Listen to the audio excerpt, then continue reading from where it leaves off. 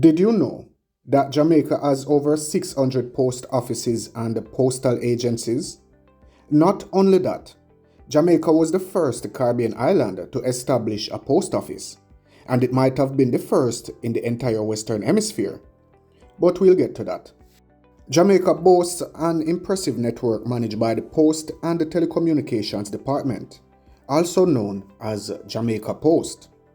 They oversee more than 400 postal points, including 164 postal agencies and 237 post offices. The central office is located at 6 to 10 South Camp Road in Kingston. Jamaica Post operates under the Ministry of Science, Energy and Technology, demonstrating its integration with the government's strategic functions. But while sending letters is no longer the primary mode of communication due to digital accessibility, the postal system remains essential for many reasons. Jamaica Postal Services, with a rich history spanning several centuries, continues to strive and adapt to modern needs. So, have you ever used the post office? And do you think this system is relevant in today's digital age? Like the video and let's proceed. The history of post offices in Jamaica.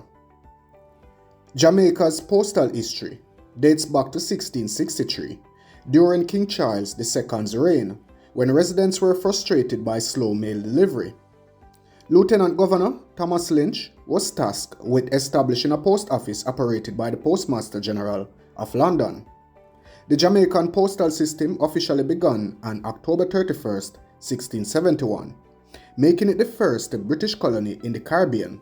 But is it the first in the Western Hemisphere? In the United States, William Penn established its first post office in 1863 in Pennsylvania. That's 12 years after Jamaica. In the southern United States, private messengers, usually slaves, connected the huge plantations. A hogshead of tobacco was the penalty for failing to relay mail to the next plantation.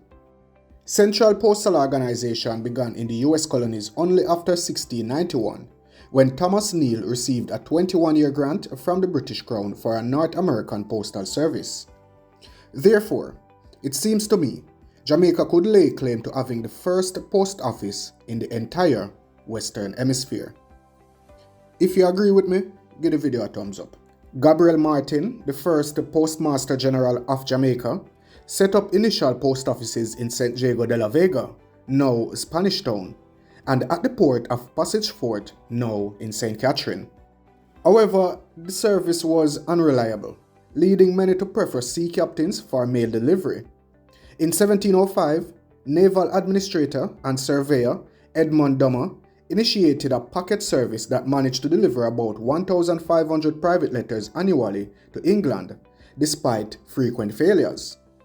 After Dummer's death in 1713, regular mail service resumed in 1745 under the General Post Office of London, which then managed post offices throughout the West Indies. With the growing sugar industry in the mid-18th century, demand for reliable postal services increased. Edward Dismore, appointed Postmaster General in 1754, established around 34 post offices across Jamaica, including major ones in Spanish Town, Old Harbour, and Clarendon. The main post office moved from Spanish Town to Harbour Street in Kingston in 1776, reflecting Kingston's growing importance. Introduction of stamps. By the 1840s, steamship services and the introduction of postage stamps revolutionized the postal system. Prior to stamps, recipients paid for mail upon delivery, often refusing payment. In 1840, the first adhesive postage stamps, the 1 penny black and the 2 pence blue, featuring Queen Victoria, were introduced in the UK by Rowland Hill. These stamps standardized the postal rates regardless of distance. Jamaica gained control of its postal system in 1858, and by 1860, the island began issuing its own stamps, distinguished by a pineapple watermark. Initially, these stamps featured the Queen's portrait and were produced in England.